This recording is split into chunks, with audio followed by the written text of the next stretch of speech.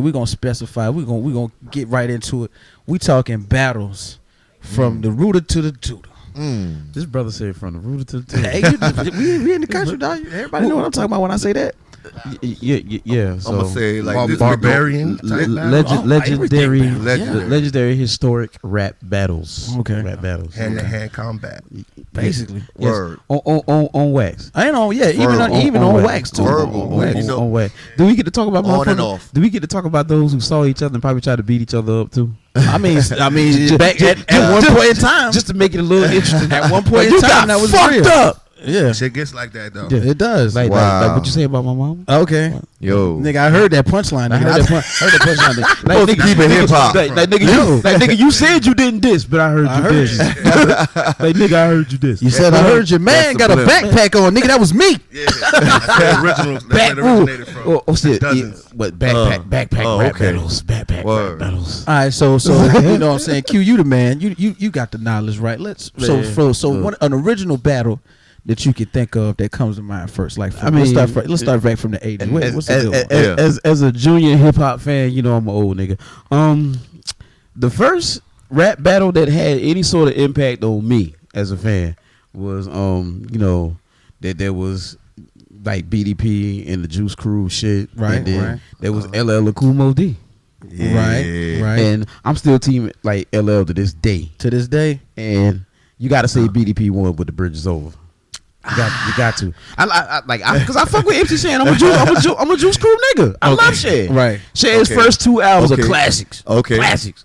But Chris kind of shut you down, man. I mean, but check it. And then Roxanne Shantae threw in some blows with Have a Nice Day. Let's talk about the details about all this right now. You know what I'm saying? Okay. Let's talk about the details how what was going on at the time of how. Well, you know what I'm saying? Well, the whole thing with BDP and Juice Crew, that goes back to the late great Mr. Magic. Yeah. Okay, that's the road. Yeah, that's the roadmap. That's the roadmap. And one thing about Mr. Magic was, if he ain't like your record, he told you he ain't like your record, and he ain't playing it. He ain't playing record, and they were gonna break your record on the air in front of you. And be like, your shit is whack. Try again. That's the kind of nigga he was. Exactly. He was that kind of nigga. Let's not forget that. And sure enough, BDP came to him with a record he did not like. And it was the original beef was, you know what I'm saying? Like, just like he said, at that time it was only a few places that was gonna put you on, and Mr. Magic basically had the key. He really did. He really had that. If you look at radio. What's the joint that was on Showtime? Rhapsody, y'all remember that? Put it like this: Mr. Magic was the Funk Master Flex of his day, except on the turntables he had Marley Marl. Right. Bong. Yeah. Exactly. Because we might have to get into Flex talking his little grease and shit, because that shit is hilarious. But we just found out Flex had a substance abuse problem, so nobody. Wow. Nobody. And everybody likes to just swipe his credibility away. I don't care. The drugs don't make you not know. I don't really give a shit because Flex has a legacy in the game, whether you like it or not. The drugs ain't gonna make you not like a music, no matter what. Nah, because that nigga still get on the turntables and wreck some shit. Yeah, that's the whole part about with Flex. He'll get on the ones and twos. And still kill you. And still kill it. Still kill you. And bring the backspins and all that, and have And he's a big motherfucker. He be doing this thing though. He's active. I mean, lifting car parts to get you kind of swole. I'm out here picking up rims and shit on the regular, which is true. But yeah, Mr. Magic did not like the BDP record he brought to him, and he basically told them niggas like, look, like this shit is whack. I ain't fucking. I'm not fucking with it. I'm not playing it and nothing. So that's when he got that Shan. Yep. Yeah, that's when he got back to the studio. Yeah. He was like, okay. Talk to the mic, big dog. Talk to the mic. You know what I mean? So that's when he got that Shan though. Because Shan was the star nigga of the crew at the time. This before Kane and Biz and anybody else. First started. Like Shan was that nigga. And to this Shan, that would have made you that nigga. But check it out. When Shan during the time during that battle, when they made that record, he was overseas already touring off the bridge. You know what I'm saying? So there was a certain amount of time, like 3 weeks after he had to respond back, and he responded back with "Kill That Noise." Kill that noise. You know what I mean? Go get that down by last shit. Y'all it ain't took got so much time. You know what I'm saying? But during that time, shit, Red Alert was in the Latin Quarters playing it when he bought the acetate. straight to him. Like, yo. Yes, like this bridge is over. Like South Bronx first. It was South Bronx first. South Bronx. Then the bridge is over. Then the bridge is over. And see, that was the thing from what you know what I'm saying. I know from older cats and talking with them. Like the idea was to say that the bridge is over. And the beat was dumb simple. It was really about the words. You bye. You know what I'm saying? Okay, check this. But that was even being from Queens now. Right. During that time. You know what I'm saying? And to hear that, you know how many times I've heard that record being from Queens, and just felt like, oh, but even to this day, I know it's over with, but still, nigga feel it's still touch a nerve. It's still touch a nerve. Being from Queens, that's touchy. Because the boroughs have a legendary rivalry. For real, a legendary rivalry. And some of the greatest MCs came out of Queensbridge. We can't forget about after. You know what I mean? Nah. In fact, the Juice Crew pretty much was Queensbridge between Shane, Marley, and Shantae. Right. Then we can't forget about Black Poet. Can't forget about Black Poet. He answered back in 87, 88 too. With the Beat You Down shit. But that's when they got hot. We know when Just Ice allegedly was just like crazy rolling ass through the Queensbridge looking for with a shotgun looking for niggas and shit. This is old school, nigga. Because Just Ice is just crazy like that. I'm out here riding around with the Jeep with no doors, nigga. Where you at? Yeah, where you at? but pulling up. But dog. You know it's dangerous. I'm riding around with no doors. I don't care. But that nigga was crazy enough to be on feet. That nigga was walking around with the gun. With a crew. Yeah. Looking for niggas in the street. That's that's how deep this shit got back in the day. That's how deep that shit got. Straight up. But of course, like Shan said on the bridge, that hip hop started out in Queens. Niggas in the Bronx was not having that. No, because that's always going to be the dispute of where. You know what I'm saying? But when he started the record, this is where the beef starts at. We gonna talk about where we come from. Mm-hmm. The bridge, the bridge. You know Queensbridge, straight up. And the shit is still an anthem for the hood. That's what I'm telling you. To me, one of the main parts was everybody out there. One of the main parts to me was the idea, like, you know what I'm saying. Although like the beats was so simple, you know what I'm saying, so toned down that the words hit you in your face. Like if you was not from there, you heard that shit was like, oh, these niggas is tripping. Like for real.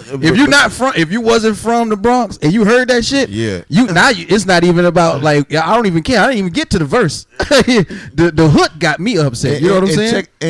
Because that was pretty much hip hop production back then. It was all Stark and cabinets. It was drums. Right. Like the whole thing was sampling developed up like later on. The samples got harder and harder. Straight up, people just sampling the snares and the drums off the old school records like the Impeach the President and everything like that. Mm-hmm. There's another story underlying the story where Marley Marl left it was a tape or something like that behind during that time, you know what I'm saying, when they was at the studio, when they came to the studio and bought their record and it mysteriously got missing, you know what I mean? It was a break with somebody stole it. And then that shit go in the hood. Yo, I don't know who the last nigga was in the hood. Listen to both songs, you know what I'm saying? Listen to both songs, like the South Bronx and the Bridges Over and the Bridge. The drums on there like basically the same. They had a real similar. Yeah. You know what I'm saying? Shout out SCDJVIP as well, yes, too, man. And the late Scott LaRock. Boogie Down Productions, Ultramagnetic MCs. Word, long live. All day. That boy dropping history on him right now. Yeah, see, that's a part of the fix. You gotta get it. It's what we do. It's what we do. All right, now moving forward. The LL and Cool Mo D shit, my nigga. Now that was Cool Mo D shit. That was a deeper nigga. Go over there. That was a deeper dive into.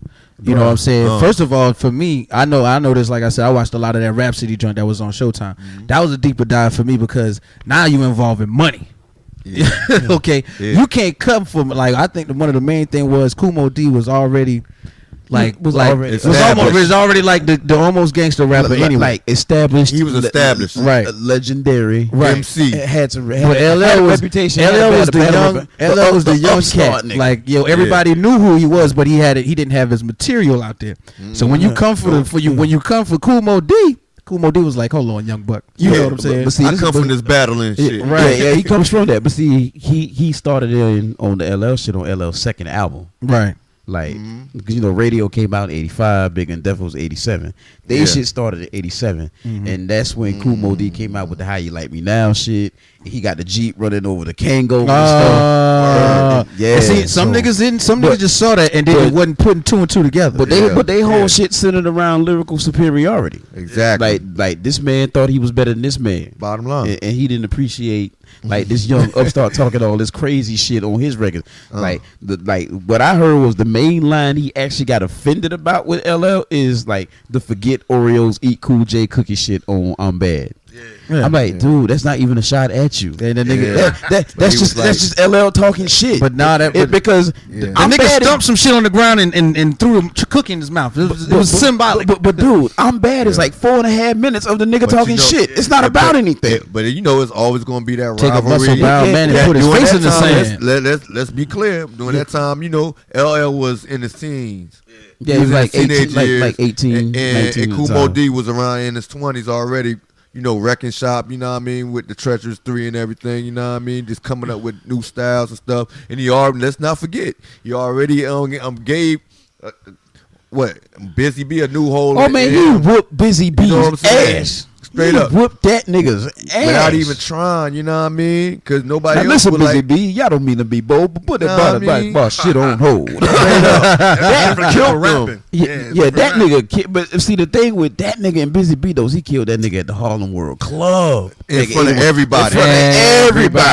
And it's a really grimy looking tape of that shit. It's grimy looking, it's grimy sounding.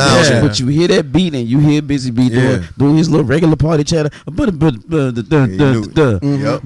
party rocker. The party rocker Busy B. He's not a battle rapper. He's not a battle rapper. It's a difference. Kool Moe Dee is the nigga that invented fast and intelligent rhyming in his rap shit. But nobody doing that before him. If you listen to songs like Feel the Heartbeat or the new rap language, super rapping, like that nigga and Melly Mel were the innovators of their time. Straight up. That nigga. And Melly Mel. Wasn't nobody doing that shit before them niggas. I think LL was just like that one. LL was a student. He had that it factor. Like he had. Yeah, he had it. Yeah, he had it. He had it. Just look at him. He was a star. Yeah, he had it. The total package. Yeah, he was the total package. Right. He really was.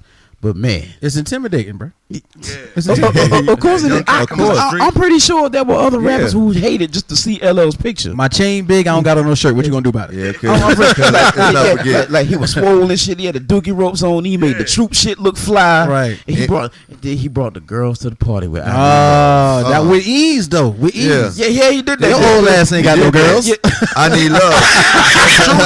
That's how it was. That's how it was. That's how it was because the old school niggas didn't pay attention to girls like that. But LL was one of the first ones. They talk some shit, but them niggas did not write no I Need Love. Around the Way Girl. Around the Way Girl. Right. That became LL's niche. Yeah. But he was still that nigga. He was still that nigga that was gonna battle your ass. Oh, we gonna get the LL battle too. We going one by one. Oh yeah, we gonna get to another LL battle. Oh yeah, because LL and Kool Moe Dee went back and forth for a while. Yeah. They went back and forth. They eventually squashed 4 years. Yeah, at least 4 years and at least 2 or 3 albums apiece. Straight up, dog. Even the rhyme that, what was the joint that? I go to work. Oh my god. Yeah. 89. Now oh my god. Yeah. He was like, we went at. He just broke down all the L's. Last Lover, Limp Lease, Lackluster.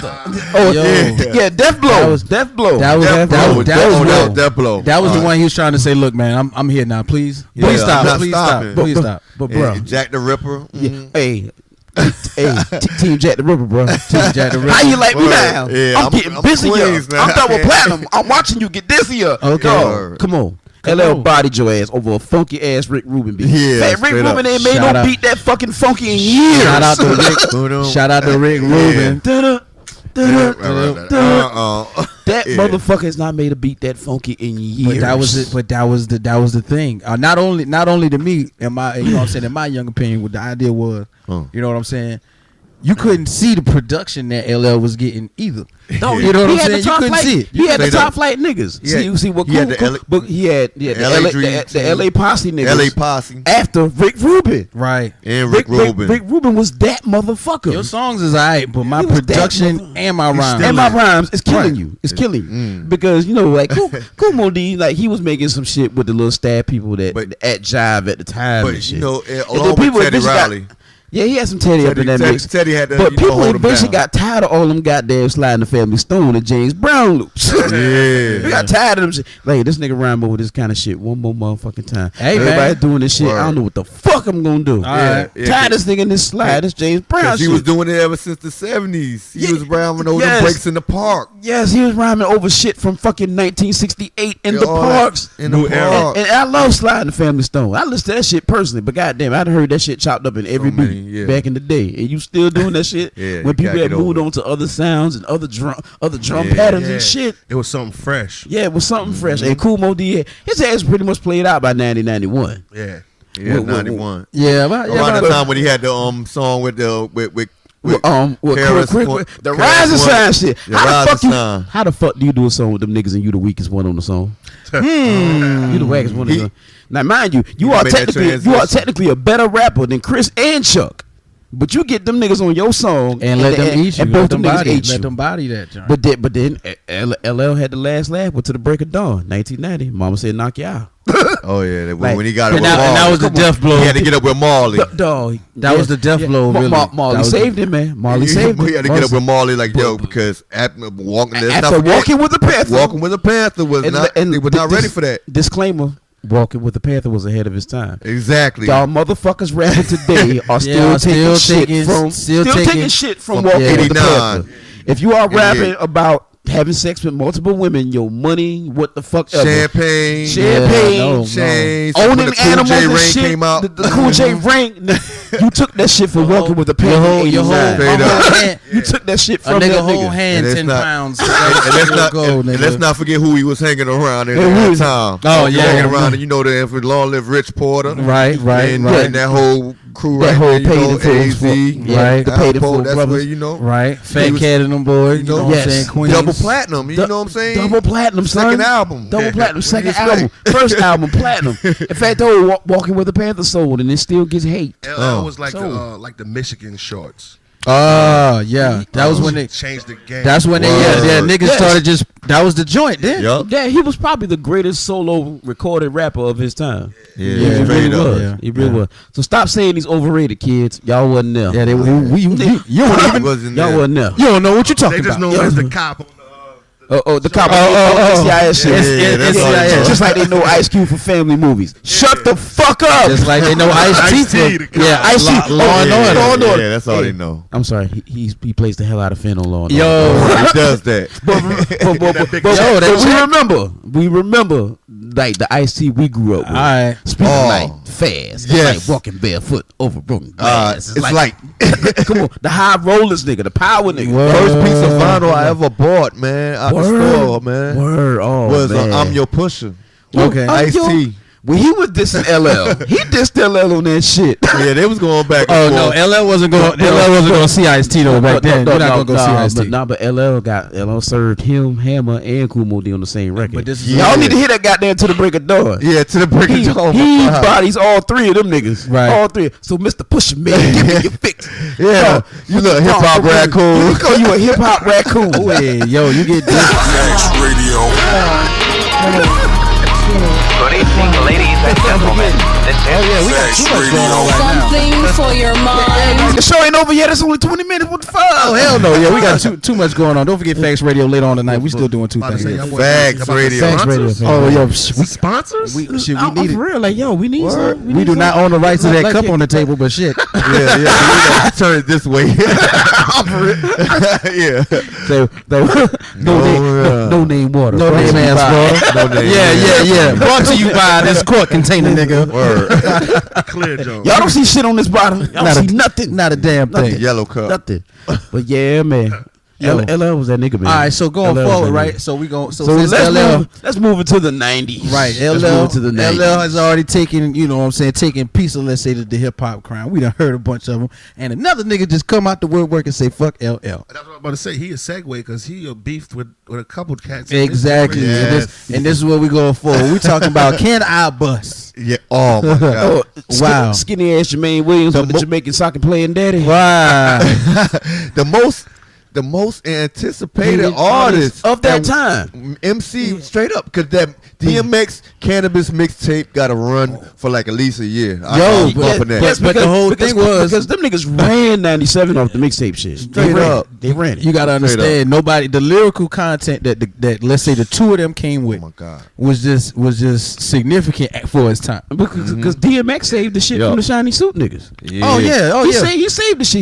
He took turned New York rap back to the streets. Grimy to the So you got to give him that. Motorcycles, but cannabis was for the motherfuckers that sit around and analyze lyrics all day. Yes, he made bikes and fucking dogs popular in the hood. Niggas start popping up with pit bulls and nigga. You don't even know how to ride no bike. Shot a whole Rough Riders. You didn't like dogs yesterday, but here you are with 10 pit bulls. Right. You know what I'm saying? Not only was niggas getting pit bulls, they were breeding pit bulls. And selling pit bulls. And how's you doing that in the duplex, nigga? like nigga, you just moved in here. Bruh. These dogs won't stop barking. What the fuck? Say something about it then. Say something. Say something. But DMX, come see me about these pit bulls. DMX did that. DMX did that. So you gotta give him Cannabis. that. But cannabis was for the super, like the motherfuckers that sit around and analyze lyrics all fucking day. Bars like niggas that don't do shit but analyze lyrics. Yeah, like you got the wackest fucking beats. He got bars though. Word. He got bars though. But that LL Cannabis thing, it was kind of different though, because Cannabis might have beat him with those bars on that song, but LL beat him overall. He won the war. He won that particular war. But I call that whole shit an anticlimactic draw because Cannabis only made that one record. Exactly. Really. And LL responded with the Ripper Strikes Back and kept going. Yeah. And 3241. It started with that shit with Cannabis intro to his verse. Like, is that a mic on your arm? Let me borrow that. And LL did not like that shit. Shout out to Bundy. I see you, Bundy. And went at him in his verse. Yeah, on the last verse, like, this for you. Yeah. Now, he said he was going to change the verse, but he didn't change the verse. No. He left that joint. He took Cannabis off the song. Yeah. And Cannabis and put Master P on there somewhere, right? Hey, that nigga paid for that bullshit. He paid for that bullshit. Paid for that bullshit. He was smart. He was smart. He's garbage. He's garbage. You can find it. The thing was, P was trying to come up.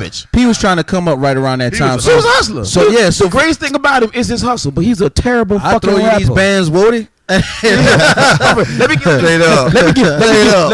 me give him this song right quick. Let me give a little love in New York. Love in New York, boy. Come on, boy. And he did it too. I mean, smart move. Yeah, it was a bit. You cannot tell me he ain't paid for his spot on the song. Like, nigga, you all rapping with Method Man, DMX, Redman, and LL Cool J, and you come in with this shit. Nigga, shut the fuck up, man. How much money you pay? How much money you pay? I got $500,000. You put me on the record, Water. Water. Exactly. I got $500,000 on it. And you put me on there right now. It ain't nothing, Water. Exactly. If you think for a motherfucking second that Leo Cohen wasn't taking that money. Cash. Leo Cohen took that money, bro. Yeah, they took that paper. He say, I told the Israeli, you can get on these songs. You can get on these songs. Can you try with the money with right now? Ask James.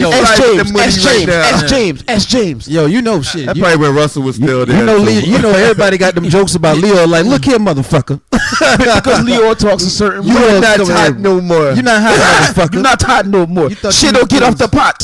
Shit don't get off the pot. But he's a funny motherfucker. Straight up. You gotta respect that. But LL said he would change his verse. He didn't change his verse. No, he did not. He took Cannabis off the song and all this shit. And next thing you know, Cannabis has second round knockout out. Yeah, and see with Wyclef on the beats and most of the production of his little first album, which we call a weed plate. Right, and see the whole thing for me was Cannabis was still in that developmental stage where, like, you know what I'm saying, the artistry wasn't necessarily coming straight from him. Exactly. They was going like, okay, well, you got beef with him, so let's go put this on. Let's put that on. Yeah, develop them songs. Right, right. Becoming a greater, better songwriter. Right, and see that's what kills his ass. That's what kills his ass. Because they took it away from him. They took, like, the label at the time probably took it away from him. Well, Universal. The decision making. But so we can actually say that Universal rushed his album out after the song hit. Definitely. I mean, it wasn't even that. He ain't getting no time to breathe. Because that nigga's album did suffer from shitty production and horrible song concepts. Exactly. And that was the best. And that one song, that diss record, was the best record on your entire album. Like, who was his AR? A&R back then. Probably the same guy at Rakim. I think his name was Dino Del Val at the time. Oh, I see why. I think it was. And of course, I could curse him out too because he's the guy who probably should have got DJ Premier to do more work on the 18th letter. Oh, in fact, you know what? Yeah. Premier and Pete Rock. Exactly. In fact, you let Premier get half, you let Pete Rock get half. Yeah. This is the God, nigga. Yeah. Okay. Why you had this nigga working with other producers? and Universal had the money. And put Large Pro somewhere else. It fit Large Pro somewhere. You got to give Large Pro his. You getting into something though. You said Universal had the money. But was Universal focusing on the hip hop artists back then? Yeah, because they were making a lot of money.